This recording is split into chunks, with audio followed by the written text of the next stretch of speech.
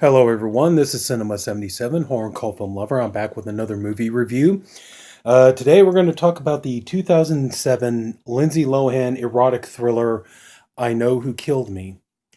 Now, this movie came out around a time where Lindsay Lohan, she was mostly known for, she was one of the Disney girls. And now, pretty much nowadays everybody just calls her one of the Disney whores because you had these girls that started off doing Disney movies or they were in the Mickey Mouse Club. Lindsay Lohan was one of them.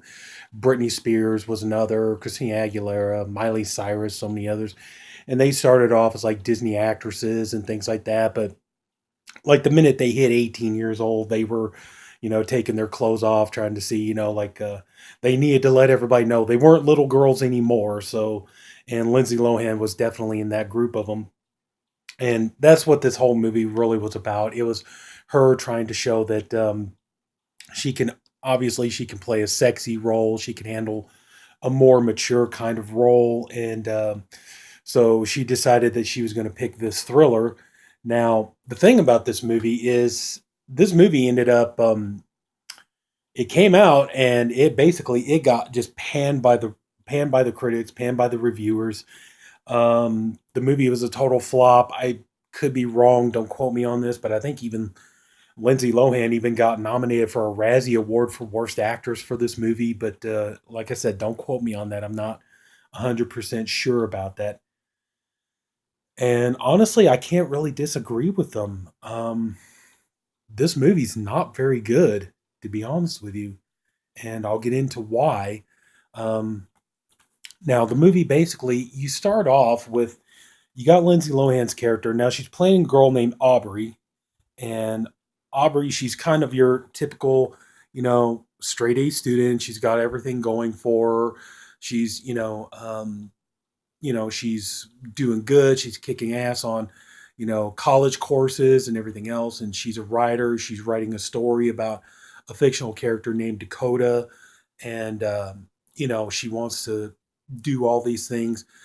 She's also taking piano lessons, and um, she's telling the piano teacher, "I don't think I can do this anymore." And he's all like, "Yeah, you can. You won all these awards and things for playing the piano." And she's like, "Yeah, but I need to concentrate on other things. I just don't think I have it in me to work on this sort of thing anymore." And so she decides she's going to give up on that, and she's got a boyfriend. And the thing is like the boyfriend, I'm sorry, this guy comes off like the biggest lug you've ever seen. I mean, he just kind of he always has this kind of like dull kind of look about him, and wow.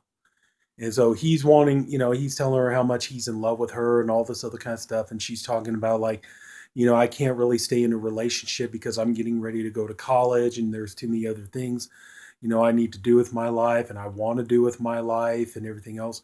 And just right now, you know, I can't really be bothered with, being in a relationship. So, by the way, the movie's directed by Chris Severtson, who he wrote and directed the adaptation of Jack Ketchum's The Lost. I did the review on that. It's still on my channel. Um, so this here, I guess this was a case of him getting getting offered a project by the studio. And see, the thing about Chris Severson is he's good friends with Lucky McKee, and I guess when Lucky McKee got offered by the studio to do the movie The Woods, I guess they offered Severson the chance to do this movie. And but anyway, going back to the movie. So you got Aubrey's character. So one night she's hanging with her friends and everything else. They're going out and stuff, going to see a big game and everything. And it's after the game, and so the girls are out walking around, and she's looking for somebody. Well, she's got this guy that there's a lot of red herrings in this movie as to who could be the guy who's stalking her and everything else. And so like one of the main guys, there's a gardener, and at one point she's driving home and she's sitting in her car. She sees him in her rear view mirror, and he's taking off his shirt and getting her all hot and bothered and stuff like that. And so she gets out, and he's checking her out. She's checking him out. And then she flips him off and walks away. So she's walking down the street. She's looking for, her boyfriend and stuff. And, she sees him in his truck, and she's scared that he might, pick her out. And so she hides. And all of a sudden she's gone. It's like we never see her. She's abducted, but that's the thing. We never see her being abducted. We just find out that she is, and she's gone. She's abducted, and that's it. Her friends are looking for her. Her boyfriend's looking for her, and you know, all of a sudden, she's just gone. We never see her get abducted or any of that kind of stuff. So it's just boom, gone. Okay, so everybody's looking for her, and apparently, quite a bit of time has passed, and we only get glimpses of where she is. She wakes up, she's, in a dark room, and she sees, these prosthetic limbs hanging all over the place, and she sees, that there's this figure who she can't make, she can't see his facial features and stuff, and he's torturing her. Basically, he's putting a block of ice on her hand, so that basically her hand gets frostbite and everything else, and he starts cutting off her fingers, and she's screaming and yelling and all this other kind of stuff. Meanwhile, her family, they're trying to look for her. Her mom is played by Julia Ormond. She's big name actress. I think she's in like The English Patient, all these other movies. Her dad is Neil McDonough. He's been in a lot of movies like Minority Report and the Hitcher remake, and let's see, Walking Tall with The Rock. He's been in a lot of stuff too. So anyway, so they're trying to look for her and everything else, and then at one point, um, yeah, we don't see her escape. We don't see her being let go or anything like that. One night, a woman is driving her car, and an animal jumps out in front of the car, and she almost runs off the road. And so she, looking down, she sees in the ditch, she sees Aubrey's body. So she goes and she calls for help, and they get her to the hospital and stuff like that. But there's only one problem. She survives, but there's only one problem. Now apparently she doesn't know who she is. Or well, it's not that she doesn't know who she is. It's just that instead of Aubrey, she thinks she's this girl named Dakota. And so they're trying to get her to try to remember who she was and everything else. But it's never really explained in this movie if that's kind of the thing. Does she really lose her memory, or does she just choose not to accept who she is? Does she decide that she just wants to be this other girl rather than just be herself? I mean, they never really explain it too much. Um, but apparently, she's this girl named Dakota now, and then she's offering up all these, she's offering up all these ideas that maybe her and Aubrey are twins, or well, see, there's like another missing girl. She thinks that maybe she might be connected to this missing girl. Um, she thinks that even at one point her mother's showing a video of the ultrasound that they took of her. When they were getting ready to have her and stuff, and she's all like, "See, you're the only one in there. There's no other baby in there." So anyway, so now she's trying to offer up all these theories about who she is, what had happened to her, and everything else. And she starts deciding that she wants to try to, find out who did this to her, why they did it to her, and there are other girls that had, he had done this to, and everything else. And so at one point, her boyfriend, he comes over, he wants to see her, and he's not, he's not upset that she's now missing an arm and a leg, and she now has, she's wearing prosthetic leg and she's wearing prosthetic arm and stuff like that. He's not upset by that, and she even, he comes and brings her flowers. He has this thing about giving her blue roses.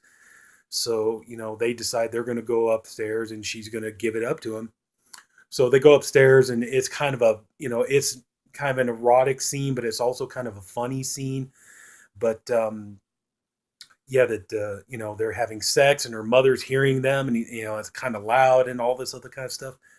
And then they're laying in bed afterwards, and you know he's talking about, he still call her Aubrey and everything else, and she's talking about that, she's asking him questions. She's asking him, did she ever fuck you like that? Did she ever fuck you at all? Did what was the deal with her, and all this other kind of stuff. And so they're talking and everything, and she's basically like getting him into helping her solve what's going on and stuff like that.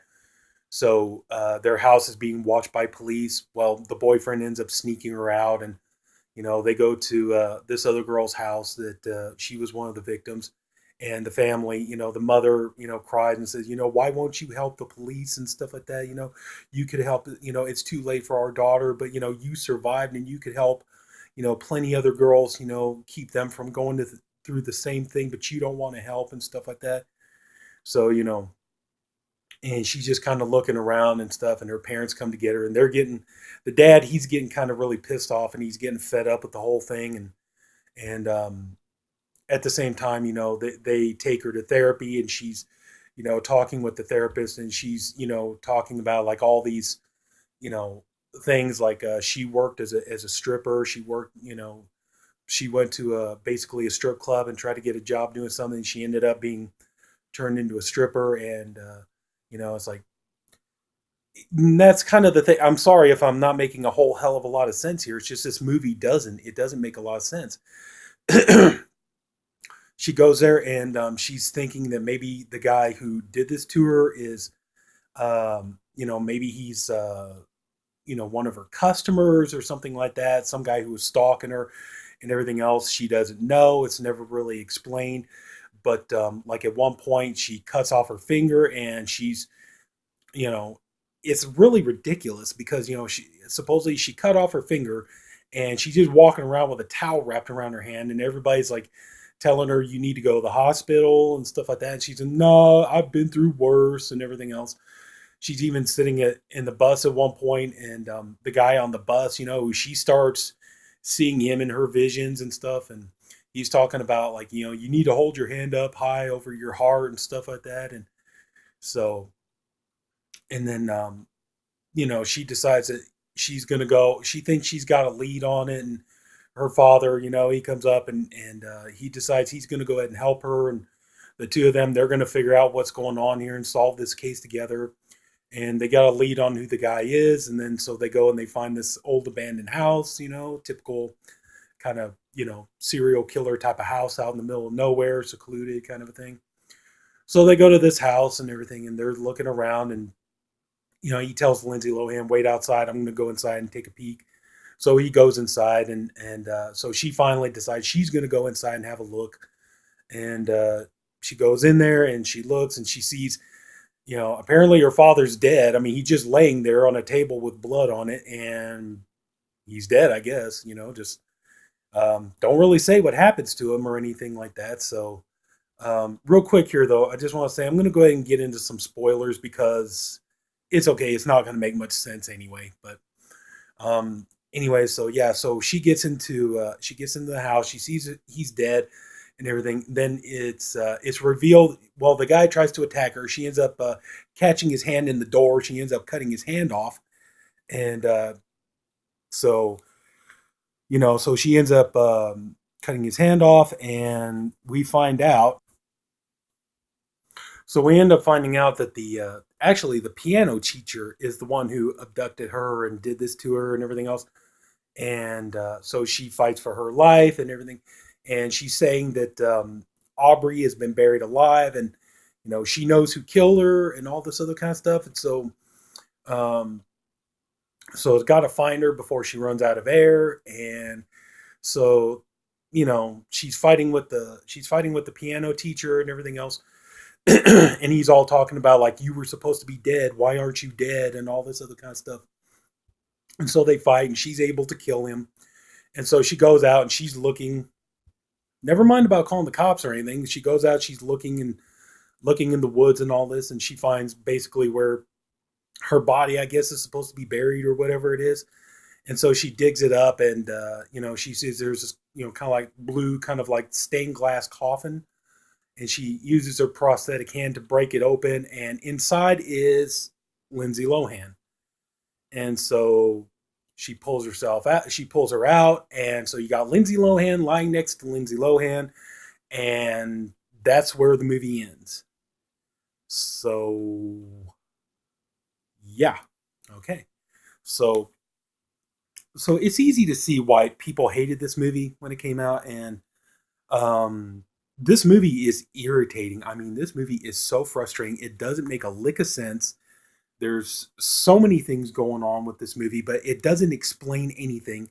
It's like, what was the deal with the ending? They don't explain it, but it's like, what was the deal with the ending? Why was Aubrey two different people? Was the whole Dakota persona of her, was that basically like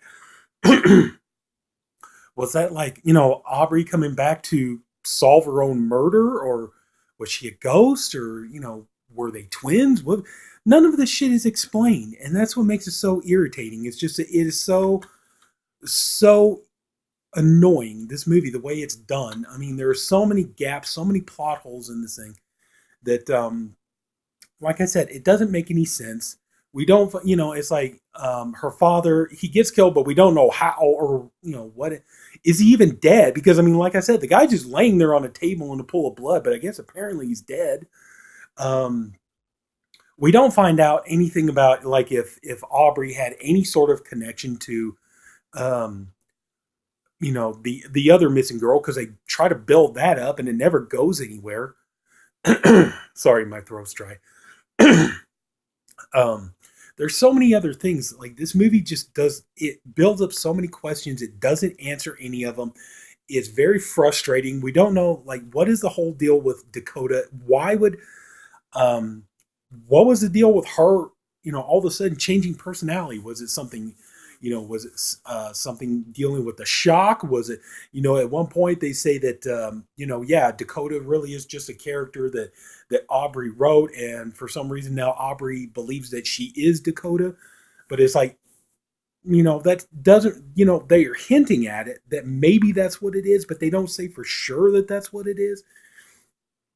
And if that is the case, they don't really go into reason why. Like, was it because of the trauma and the shock she went through, or was there some other reason, or any of that kind of stuff?